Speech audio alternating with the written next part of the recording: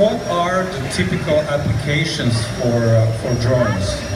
Typical applications are real estate, construction monitoring is one. So because this has the capability of going live, if you're, say you have a property in Toronto or actually maybe London, and you live in Guelph, I could show you how that property is developing just by linking you to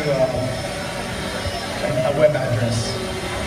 Also, in other parts of the country, they use it for delivery of medical supplies.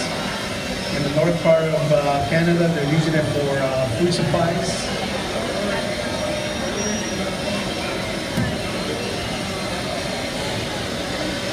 Okay, I will not ask any more questions. I should not be distracting the pilot. That's not a good idea. So let's watch the drone for a little while longer. And once we land the drone, if you have any questions, you can come to the